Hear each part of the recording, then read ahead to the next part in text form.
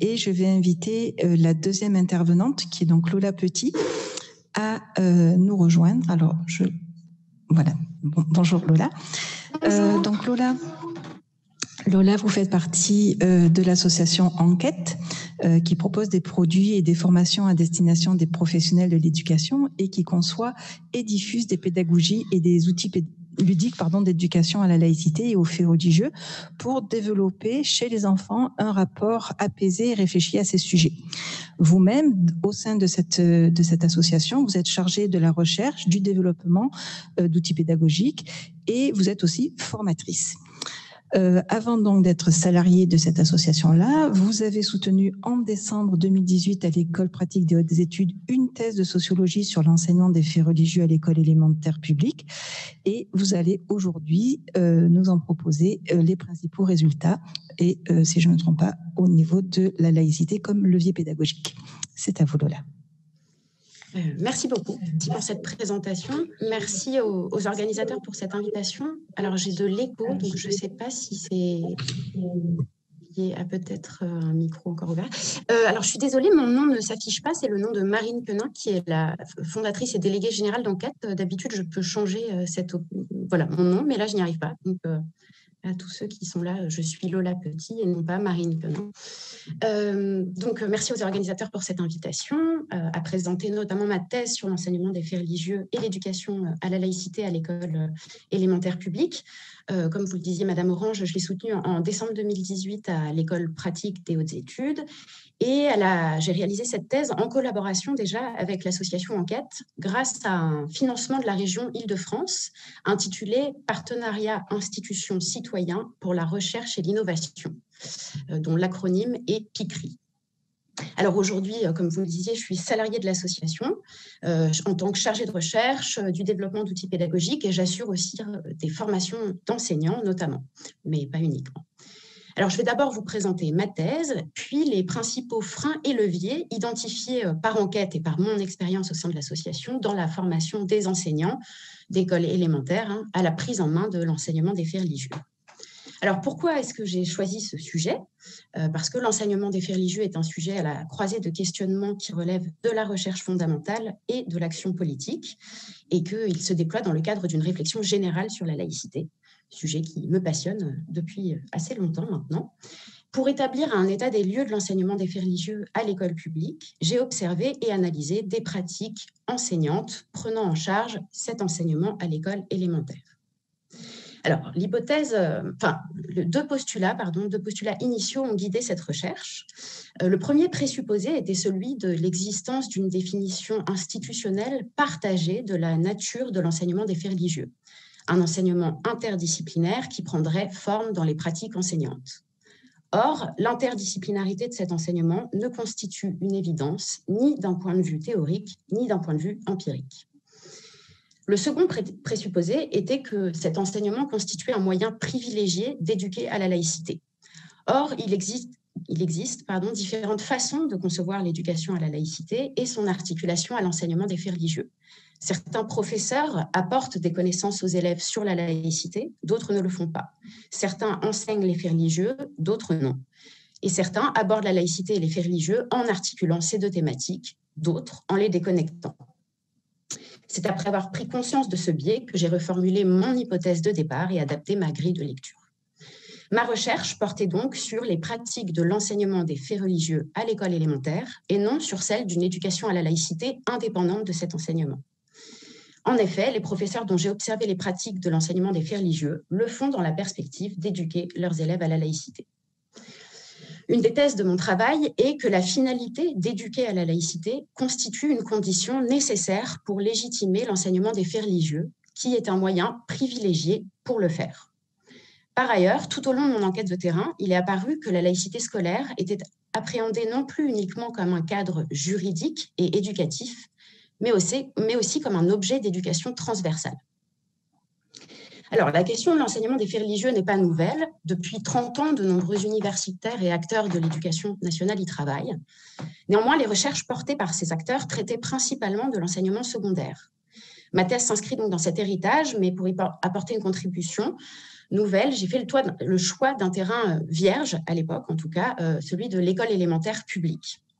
Le choix de ce terrain a aussi été construit en cohérence avec les réflexions menées avec le partenaire de ma thèse, à savoir l'association Enquête, et donc avec les réflexions issues de son expérience pédagogique, qui a permis d'observer que les enfants, en particulier entre le CE2 et la 6e, posent de nombreuses questions au sujet du religieux dans leur environnement, qu'ils se montrent sensibles à ces thématiques et qu'on rencontre chez eux une curiosité dégagée des contingences adolescentes. De plus, les enfants de cet âge-là disposent d'une capacité à conceptualiser qui est aisément mobilisable pour leur permettre d'appréhender ces thématiques complexes. Le choix de mon terrain résulte donc aussi de ma conviction, que je partage avec Enquête, que l'enseignement des faits religieux est nécessaire et pertinent dès l'école élémentaire.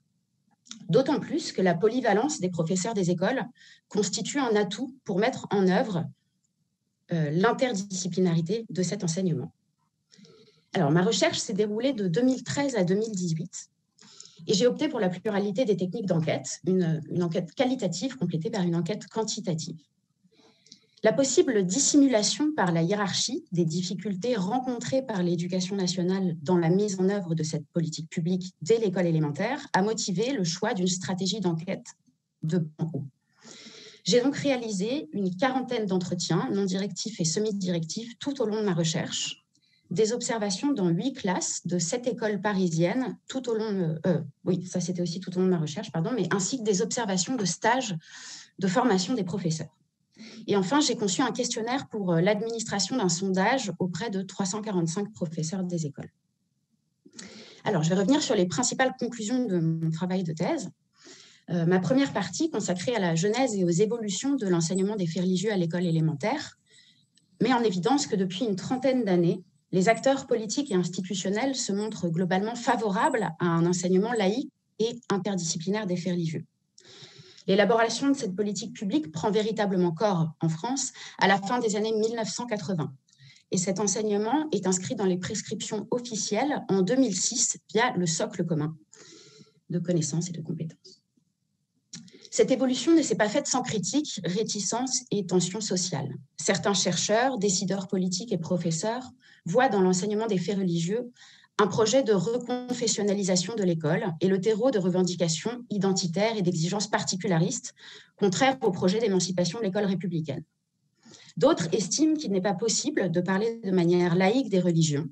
Ils utilisent d'ailleurs de manière indifférenciée les expressions « enseignement des religions »,« enseignement des faits religieux ». Ils associent souvent les religions uniquement à l'obscurantisme et au conflit. D'autres encore considèrent qu'il est possible de parler de manière laïque des religions, mais que ce n'est pas souhaitable. Pour eux, les religions n'ont pas leur place à l'école, ni au travers des témoignages d'élèves, ni comme objet d'enseignement laïque. D'autres acteurs y sont favorables, mais ne s'accordent pas sur sa finalité prioritaire, et lui associent donc des légitimations différentes. Certains, et c'est la tendance qui a prévalu lors des premières années de l'élaboration de cet enseignement, lui associent une finalité exclusivement patrimoniale. D'autres considèrent que cette finalité patrimoniale ne répond pas à une urgence ou à une priorité politique et sociale. Ils conçoivent l'enseignement des faits religieux comme une composante de l'éducation à la laïcité, dans la mesure où il constituerait un moyen de permettre aux élèves de prendre conscience de la pluralité des convictions et d'adhérer par-delà la diversité de leurs convictions à la laïcité comme moyen d'assurer ce pluralisme et d'exercer leur liberté de conscience. Depuis les années 2000, la finalité citoyenne de l'enseignement des faits religieux ne cesse de s'affirmer et de s'affiner dans les différents acteurs politiques, d'intellectuels et de corps intermédiaires de l'éducation nationale. Pourtant, une indétermination demeure dans les prescriptions officielles, concernant à la fois l'articulation possible de cette à l'éducation à la laïcité, sa place à l'école élémentaire et enfin la traduction pédagogique de sa nature interdisciplinaire dans des programmes scolaires conçus de manière disciplinaire. Le sondage réalisé en janvier 2016 auprès de 345 professeurs des écoles dans le cadre de ma thèse a mis en évidence que si une majorité des sondés, 59%, est favorable à l'enseignement des faits religieux, une minorité seulement le met en œuvre, 39%. Cet écart entre intention et passage à l'acte s'explique par la nature de ce sujet, le manque de connaissances, de formation et d'outils pédagogiques. Néanmoins, suite aux attentats de novembre 2015, on assiste à une prise de conscience de l'urgence de s'emparer de ces questions, qui s'est traduite par une accélération du tournant pédagogique opéré par l'Éducation nationale. C'est ainsi que se déploie une pédagogie de la laïcité, au sein de laquelle l'enseignement des faits religieux apparaît de plus en plus comme étant subordonné à l'éducation à la laïcité. La période couverte par ma recherche, donc 2013-2018, est importante car l'institution scolaire s'engage alors dans l'élaboration de parcours de formation et d'outils pédagogiques, notamment pour l'école élémentaire. Pour réaliser une analyse critique des pratiques enseignantes que j'ai observées, il a fallu que je tente de définir un modèle d'enseignement des faits religieux au regard de la définition juridique de la laïcité scolaire et des données récoltées lors de ma recherche. Cette formalisation me permettait de situer les pratiques des professeurs au regard de ce modèle que je proposais. Alors, je l'ai élaboré, ce modèle d'enseignement des faits religieux, à partir du croisement, d'une part, des objectifs présentés dans les précédents travaux universitaires, dans les discours politiques et dans les prescriptions institutionnelles, et d'autre part, des finalités associées par les professeurs qui prennent en charge cet enseignement. Ces trois principales finalités semblent alors être: d'abord, d'apprendre aux élèves qu'il existe une pluralité de convictions et une diversité interne à chacune d'elles. Ensuite, d'amener les élèves à comprendre que les convictions sont un domaine sur lequel les individus peuvent être en désaccord, contrairement aux connaissances scientifiquement établies. Ainsi, les élèves peuvent déduire de la diversité des convictions l'utilité concrète de la laïcité. À deux échelles, à l'échelle individuelle, pour permettre à chaque personne de déterminer librement sa conviction, religieuse, athée ou agnostique, et sa façon de la vivre, dans le respect des lois républicaines évidemment. Et à l'échelle sociétale, permettre à des individus de différentes convictions de vivre ensemble par le respect de la liberté de conscience de chacun. Enfin, troisième objectif, de favoriser le développement de l'esprit critique des élèves pour qu'ils soient en mesure d'exercer leur liberté de conscience. Les professeurs rencontrés ont en commun d'enseigner les faits religieux dans une perspective citoyenne et de porter au sein de cet enseignement une attention particulière au traitement de l'islam. Ils opèrent des bricolages pédagogiques rendus nécessaires par la rareté des outils, leur manque de formation et de préconisation institutionnelle quant aux manuels et outils pédagogiques adéquats. Alors, ce constat pourrait laisser penser qu'il existe autant de manières d'enseigner les faits religieux que d'auteurs qui s'en emparent. Néanmoins, il apparaît au terme de cette étude que par-delà la grande diversité des bricolages empiriques que j'ai observés, les pratiques des professeurs sont représentatives d'orientations pédagogiques partagées par d'autres enseignants, tant concernant les trois finalités que j'ai exposées précédemment, mais aussi au fait qu'ils ont pour beaucoup recours à des outils clés en main. Alors, eu égard au modèle d'enseignement des faits religieux proposé, j'ai observé 4 écueils principaux dans les pratiques des enseignants. Le premier écueil est lié au respect de l'obligation de neutralité des professeurs, à leur difficulté à se représenter la pertinence pédagogique de cette neutralité et à la transposer dans leur enseignement. J'y reviendrai plus longuement dans la deuxième partie de mon exposé, mais je vous donne déjà un premier exemple. Je cite un enseignant de CM2. « Je dis à mes élèves que je suis croyant, comme ça ils savent que j'ai des connaissances sur les religieux. » Ici, l'enseignant se prive de transmettre aux élèves l'idée qu'il est possible de disposer de connaissances sur les convictions sans être croyant et que le discours croyant sur les religions n'est pas le seul légitime. Deuxième exemple, et je cite toujours, « Dans le judaïsme, le christianisme et l'islam, il existe différentes façons d'honorer Dieu. Mais est-ce très important ces gestes ? Non, le plus important, c'est d'être convaincu que Dieu existe et d'être sincère quand on a envie d'honorer son Dieu. » Ici, l'enseignant ne réalise pas qu'il ne se situe plus dans un enseignement laïque des faits religieux, mais bien dans un propos normatif d'ordre religieux. Il opère notamment une hiérarchisation entre croyances et pratiques religieuses, qui constitue un manquement à son obligation de neutralité et ne préserve pas la nature laïque de l'enseignement des faits religieux. Un deuxième écueil important consiste en la non-systématisation de la distinction entre savoir d'une part et témoignage et croyance d'autre part. Cet écueil s'incarne dans une assignation souvent inconsciente par les enseignants des élèves à une conviction. Ainsi, il arrive aux enseignants d'ériger les élèves en experts de leur religion, réelle ou supposée, faisant de ces derniers les détenteurs du savoir. Ces difficultés prennent aussi la forme d'un manque d'attention porté au choix d'un vocabulaire précis et à l'emploi de précautions de langage, pourtant centrales dans cet enseignement sensible, comme l'emploi de modalisateurs, selon, d'après, etc.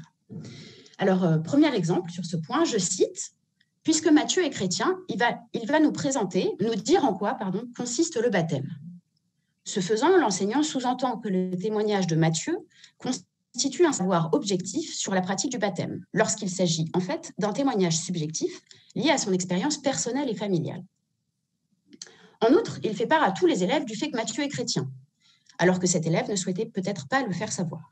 D'autre part, l'enseignant induit que les autres élèves, quelle que soit leur conviction, ne pourraient pas répondre à la question.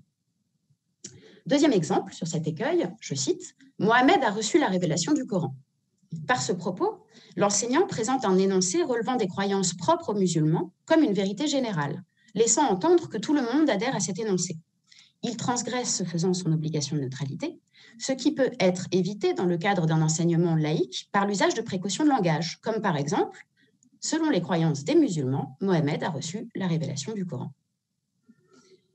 Un troisième écueil tient à la difficulté des enseignants à sélectionner puis à hiérarchiser les savoirs à transmettre. Ils cherchent souvent à donner des connaissances détaillées plutôt qu'à faire apparaître des grandes lignes de diversité. Enfin, il faut souligner le risque d'une approche possiblement édulcorée qui passerait sous silence les rapports de concurrence et de contradiction entre différentes convictions.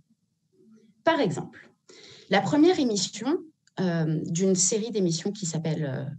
de l'émission C'est pas sorcier, mais qui est une série d'émissions en 4 épisodes. Et la première émission s'appelle Un Dieu, 3 religions. C'est Un Dieu, 3 religions, et ensuite il y a une émission sur le judaïsme, une sur le christianisme, une sur l'islam. Et donc la première série s'appelle Un Dieu, 3 religions, point. Lors d'une observation en classe, l'enseignant, qui a utilisé cet outil et a montré la vidéo à ses élèves, interroge ses élèves pour savoir s'il s'agit du même Dieu.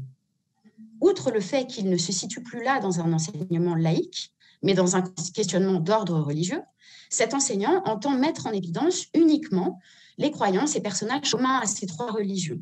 La croyance en un seul Dieu, le point commun, des personnages communs comme Abraham, Moïse, etc., sans prendre le temps d'évoquer dans son cours les éléments qui distinguent ces religions et leur conflictualité historique.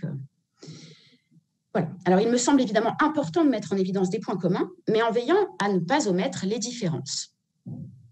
Ces difficultés sont en partie liées à la qualité des outils mobilisés, dont certains présentent eux-mêmes les écueils évoqués, en particulier la série d'émissions C'est pas sorcier sur les 3 religions monothéistes, ce qui peut s'expliquer peut-être par le fait qu'elle n'a pas été conçue pour le champ scolaire. Néanmoins, ces professeurs sont parvenus à atteindre les finalités qu'ils s'étaient fixées, à savoir qu'ils ont tous réussi à mettre en pratique l'interdisciplinarité de cet enseignement. Ils ont pris en charge l'enseignement de questions sensibles, nécessitant qu'ils se départissent de la forme scolaire traditionnelle, qu'ils mobilisent des outils adéquats, qu'ils déploient une ingénierie pédagogique ou qu'ils aient recours à l'expérimentation et à l'invention de dispositifs pédagogiques que j'ai qualifiés dans ma thèse de bricolage empirique. Leurs élèves ont acquis des connaissances élémentaires contribuant à l'appréhension de la place et du rôle du religieux dans le monde contemporain, une intelligibilité culturelle et historique du patrimoine mondial, la déconstruction de confusions courantes et de stéréotypes, un apprentissage de la diversité des convictions, des croyances et des pratiques religieuses actuelles, la compréhension de l'utilité concrète de la laïcité. Les pratiques pédagogiques de ces enseignants attestent qu'il est possible d'enseigner les faits religieux pour éduquer à la laïcité, mais qu'il est nécessaire d'accompagner les enseignants pour soutenir et améliorer leurs pratiques pédagogiques. C'est pour tenter de répondre à ces besoins que l'association Enquête a été créée en 2010, structure à laquelle je consacre la 3e partie de ma thèse. Pour ce faire, Enquête propose des outils et des formations à destination des professionnels de l'éducation, permettant d'aborder la pluralité des convictions de manière laïque à travers la transmission de connaissances s'appuyant sur les sciences humaines. L'association intervient par 4 grands biais: l'animation d'ateliers, notamment en temps périscolaire, la création d'outils à destination des enseignants et des éducateurs, la formation, avec des interventions aussi bien en formation initiale et continue des enseignants qu'auprès d'éducateurs, par exemple dans des municipalités, dans des centres sociaux, dans des associations familiales, avec la Fédération française de football ou encore la protection judiciaire de la jeunesse. L'association tâche aussi d'entretenir des liens avec la recherche universitaire. Outre mon travail de thèse, par exemple, l'association Enquête est au cœur d'un projet d'étude d'impact de sa pédagogie sur les enfants, qui est mené en collaboration avec une chercheuse de l'OCDE et de l'École d'économie de Paris. Tout cela permet à Enquête d'affiner continuellement ses objectifs, ses outils et son offre de formation. Aujourd'hui, les principaux objectifs poursuivis par Enquête sont, d'une part, d'apaiser, en proposant des espaces où les enfants parlent de ces sujets, hors des temps de crise et pas uniquement via les extrémismes, qui sont souvent les plus visibles.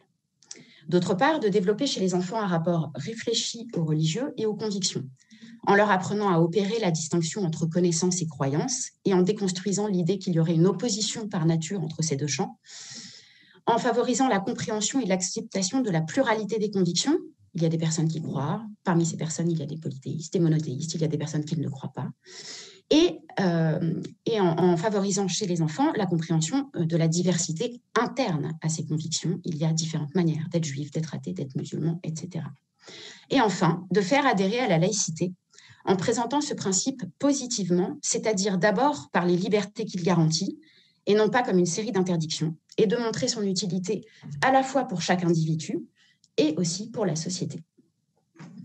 Alors, nous réalisons des formations à destination d'enseignants, mais aussi des formations de formateurs. On a fait notre première formation de formateurs cette année à destination de conseillers pédagogiques de circonscription. Lors de ces formations, il arrive souvent que les enseignants expriment des réticences à la mise en place d'un enseignement des faits religieux. Pour leur permettre d'être plus sereins et en mesure de se lancer, il est utile, dans un premier temps, dans ces formations, d'entendre leurs craintes. Je ne pourrai pas ici les aborder exhaustivement, je me concentrerai donc sur 4 freins et 4 leviers principaux que nous avons identifiés. Je commencerai par un, je cite, « On n'a pas à parler de religion à l'école ». Certains enseignants pensent que l'école laïque implique de laisser les religions à la maison.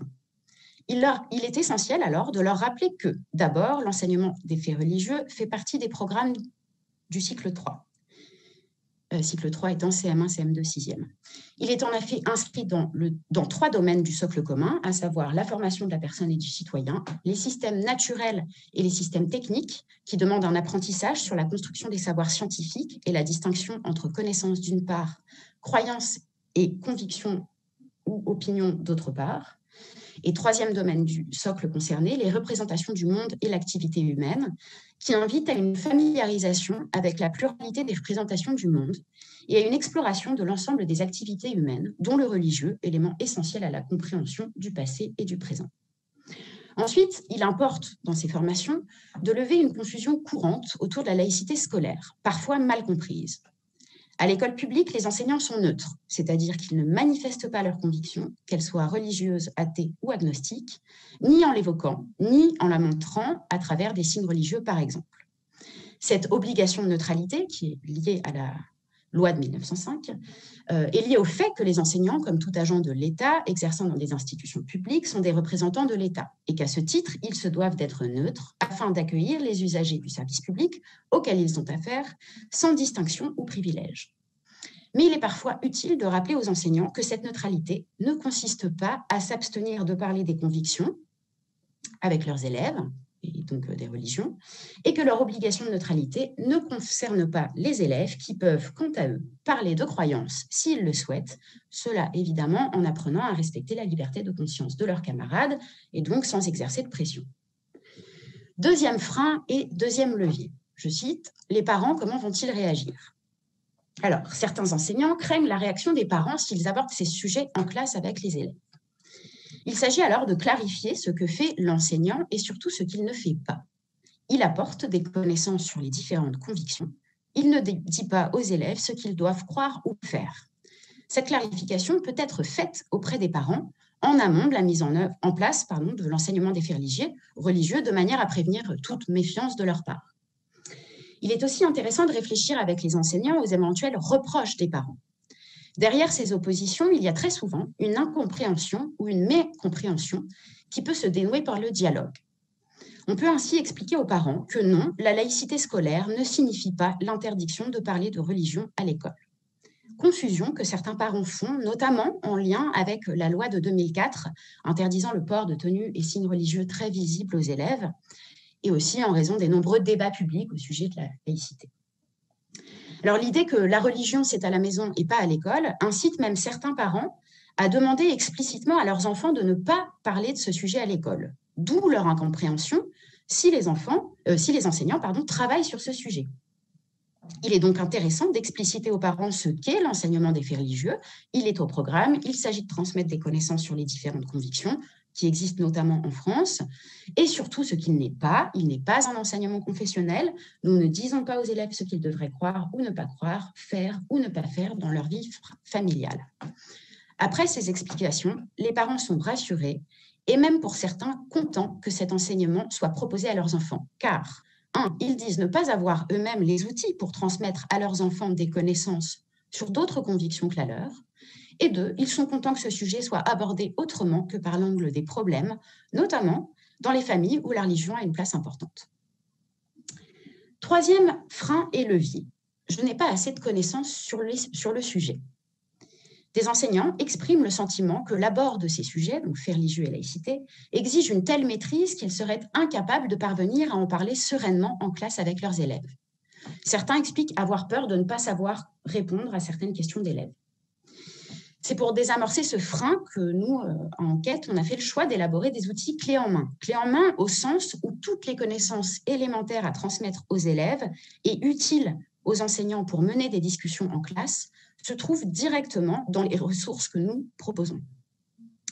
Nos formations d'enseignants sont d'ailleurs consacrées à la prise en main de ces ressources, qui constituent finalement un support prioritairement pour travailler le positionnement pédagogique, qui, pour le décrire brièvement, consiste avant tout à garder en tête les objectifs de l'enseignement des faits religieux en classe, à savoir différencier savoir et croire, mettre en évidence la pluralité des convictions et la diversité interne à chaque groupe, en faisant apparaître la liberté de conscience, et d'user de la neutralité en passant par une pédagogie du questionnement.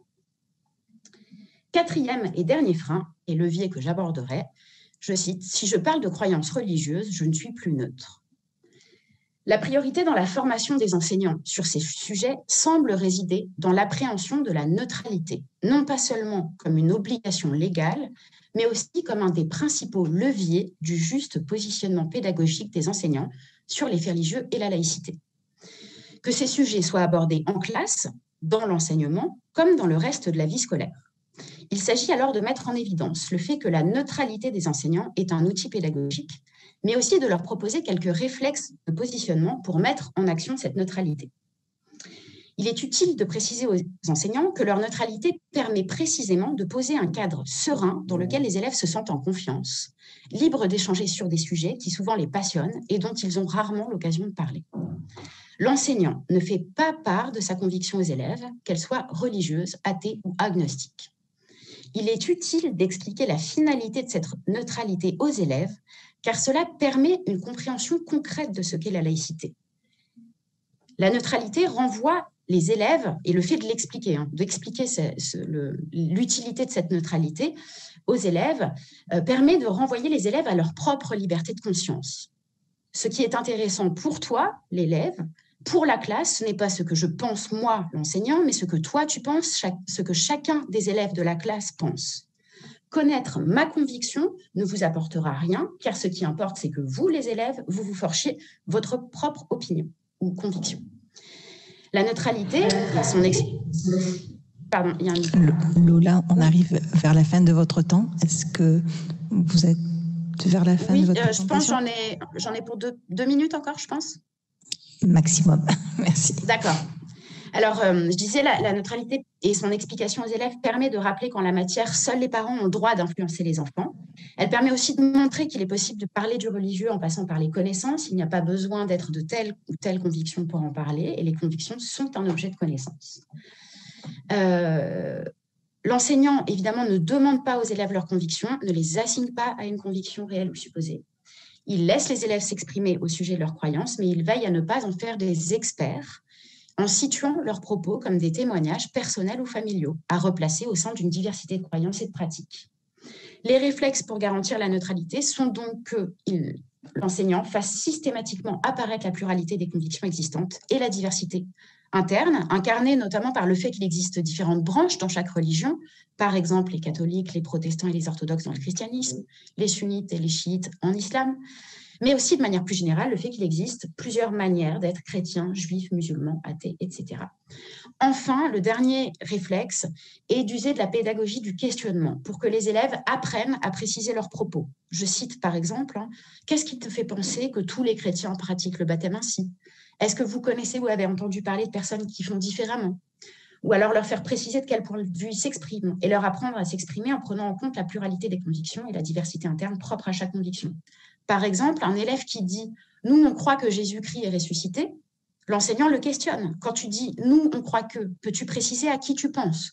Ou encore, quand un élève dit « eux, ils mangent halal », l'enseignant lui demande « peux-tu préciser de qui tu parles quand tu dis « eux » ou « ils » pensez-vous que ces personnes pratiquent toutes de la même manière ?» Enfin, ne pas surinterpréter les propos des élèves. Je cite un exemple précis. Un élève qui dit à un autre « tu vas aller en enfer » ne cherche peut-être pas à être insultant. En fait, il témoigne peut-être d'une inquiétude pour un camarade. Et l'enseignant peut prendre en charge le propos en questionnant l'élève et en questionnant la classe. Est-ce que tout le monde croit au paradis et à l'enfer? Etc. Déconstruire les stéréotypes, évidemment. Identifier aussi les questions d'élèves qui n'appellent pas de réponse et poser des questions pour faire apparaître la diversité des opinions. Par exemple, un élève qui demande « est-ce qu'il y a une vie après la mort ?» L'enseignant interroge la classe. Qu'en pensez-vous? Est-ce que tout le monde pense la même chose à ce sujet? Quelles sont les diverses opinions qui existent à ce sujet? Et l'enseignant peut lui-même apporter des connaissances sur la diversité des opinions sur ce point. Je terminerai là-dessus. L'enseignant doit employer un vocabulaire adapté. Donc, toujours mentionner dans le vocabulaire, lorsqu'il parle de croyances, par exemple, dire « selon les croyances chrétiennes, Dieu est venu sur terre en la personne de Jésus. Selon l'interprétation de certains croyants, le récit sur Adam et Ève signifie que, etc. » L'enseignant doit aussi bannir tout vocabulaire prescriptif ou normatif. Les mots « devoir », obligatoire, interdit, autorisé n'ont pas leur place dans l'enseignement laïque des faits religieux. Il doit employer un vocabulaire descriptif et précis. Par exemple, l'enseignant ne dit pas, je cite, « les juifs doivent manger cachère et les musulmans n'ont pas le droit de manger et de boire toute la journée pendant le ramadan ». En revanche, il peut dire, je cite, « certains juifs et certains musulmans mangent uniquement de la viande issue de l'abattage rituel, d'autres ne mangent pas de porc, d'autres sont végétariens, d'autres encore mangent de tout ». Voilà. L'enseignant apprend de même aux élèves à employer un vocabulaire adapté pour que eux-mêmes, les élèves, sachent distinguer quand ils parlent, dans leurs propos, les domaines du savoir et du croire, qui ne s'opposent pas, mais qui répondent à des questions de nature différente. Il leur apprend à reformuler des expressions couramment employées qui, en fait, sont internes à telle ou telle conviction. Par exemple, si des enfants parlent de Jésus-Christ, celui qui est ressuscité, il faudra reformuler le propos afin d'énoncer une connaissance sur une croyance. Pour les chrétiens, Jésus est le Christ, c'est-à-dire qu'ils croient qu'il est un sauveur. De la même manière, si des élèves parlent du prophète, il s'agira de reformuler la croyance exprimée en une connaissance sur une croyance. Pour les musulmans, Mohammed est un prophète très important, etc. Voilà, je me suis permise de passer par des exemples précis, car ce sont ces exemples qui nous permettent en formation, qui permettent aux enseignants de se projeter et d'appréhender la pertinence pédagogique de leur obligation de neutralité et d'adopter les réflexes garantissant sa mise en œuvre. Voilà, je vous remercie pour votre attention.